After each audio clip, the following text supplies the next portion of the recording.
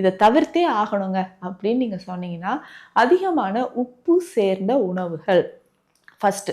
So நிறைய பதிவுகளில் நான் சொல்லியிருக்கேன். உப்பு சேர்த்து சாப்பிட சாப்பிட நரம்புகள் அதிகமாக பாதிப்படையும், சிறுநீரகம் பாதிப்படையும், இதயம், ரத்தம் எல்லாமே நமக்கு பாதிப்படையுது.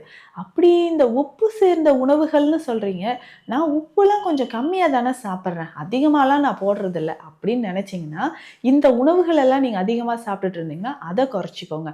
First readymade masala. டக்குன்னு இப்போ நான் வந்து வீட்டில் ஒரு ஃப்ரை பண்ணுறேன், ஒரு வெஜிடபிள் நான் வந்து பண்ணுறேன்னா, ஒரு மசாலா ஒரு சின்ன பேக்கெட்டில் போட்டு நம்ம பண்ணிடுவோம்.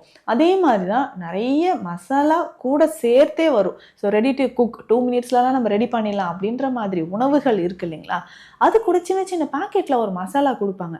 அது என்னெல்லாம் நம்ம வந்து ஆராய்ஞ்சு பார்க்குறதே கிடையாது. ஸோ ஓப்பன் பண்ணி போட்டு குக் பண்ணி உடனே நம்ம சாப்பிட்டுட்டு ஓகே நல்ல டேஸ்டியாக இருக்குல்ல அப்படின்னு நினைப்போம். அந்த டேஸ்ட்டு தான் நரம்புகளுக்கு பாதிப்பை தரக்கூடியது.